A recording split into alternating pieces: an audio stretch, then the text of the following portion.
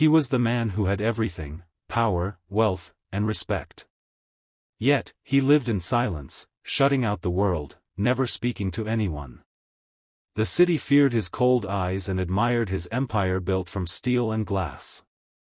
But one morning, a little girl with messy hair, holding a torn schoolbag, looked up at him and asked the unthinkable, "Will you walk me to school?"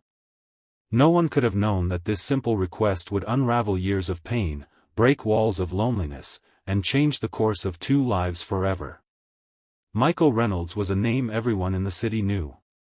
The towering skyscraper that bore his company's name stood like a monument to his success, yet within that glass fortress lived a man shrouded in mystery. Michael never smiled, never spoke unless absolutely necessary, and never allowed anyone close enough to know who he really was. To the world, he was the ruthless CEO who built an empire with sheer intelligence and discipline, but those who worked under him whispered about his silence. Meetings were conducted with gestures, notes, and the rare clipped word.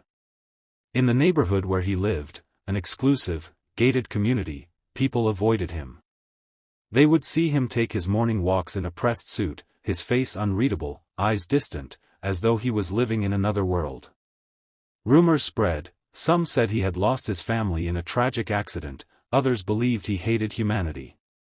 None of it mattered to him.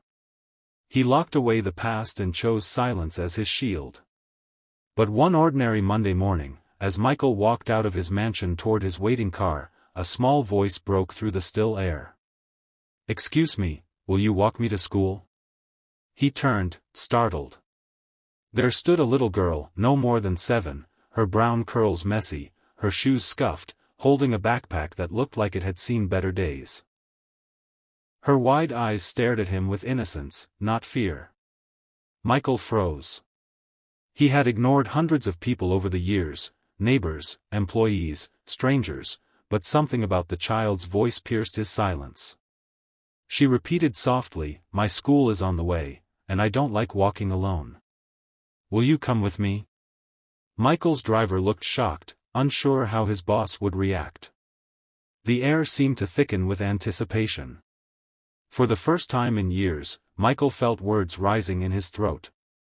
He almost swallowed them back, but then, slowly, painfully, he whispered, "Why, me?" The girl tilted her head, smiling faintly. "Because you look lonely too." That first walk was quiet, almost awkward. Michael hadn't spoken more than a handful of words in years, and the girl, who introduced herself as Emily, chattered away as if his silence didn't matter.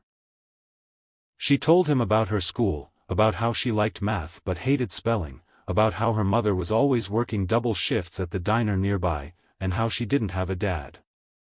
Michael listened, his long strides slowing to match her small ones.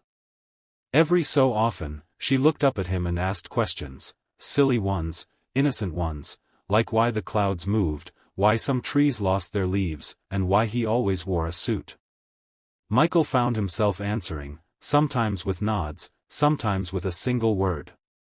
By the time they reached the school gates, Emily beamed at him. "Thank you, mister. Can you walk me again tomorrow?" Michael hesitated, but nodded once, almost against his will. And so, it became routine. Each morning, Emily waited outside her small apartment building, and each morning, Michael walked beside her. Slowly, the silence between them began to shrink. Emily's laughter filled the gaps, and sometimes Michael even managed to smile faintly, though only when she wasn't looking. His staff noticed subtle changes. He lingered less in his office late into the night, and his temper, once sharp and unpredictable, softened. The board members were baffled when he began speaking more during meetings, though still in his concise, commanding way. What no one knew was that a little girl had unknowingly become the thread stitching together the torn edges of a man's broken heart. Michael began to notice small details, how Emily's backpack was tearing at the seams, how her shoes had holes. One evening, he found himself in a store, staring at children's supplies, wondering if buying her something would cross a line.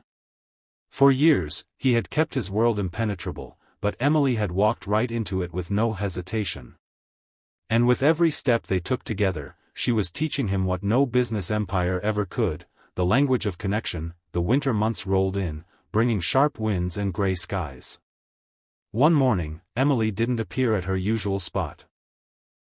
Michael waited, feeling an odd restlessness gnaw at him. After several minutes, he told his driver to wait and walked toward her apartment. He knocked on the door, something he hadn't done at anyone's house in decades. Emily's mother answered, looking exhausted, worry etched across her face. "I'm sorry.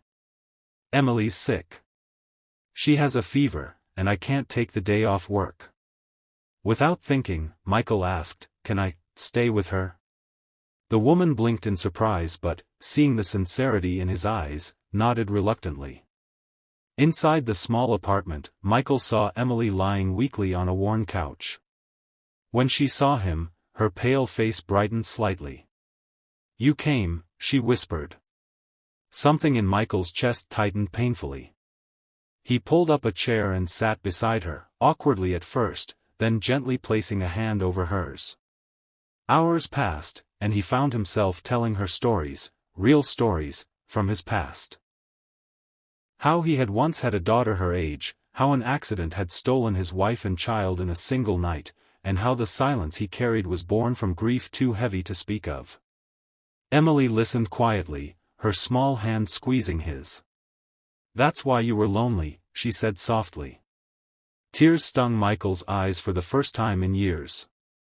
He realized he wasn't just walking a child to school, he was walking himself out of the prison of silence he had built.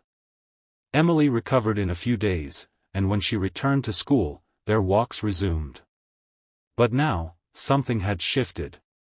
Michael spoke more freely, Emily listened, and together they formed an unspoken bond that neither wealth nor power could ever replicate.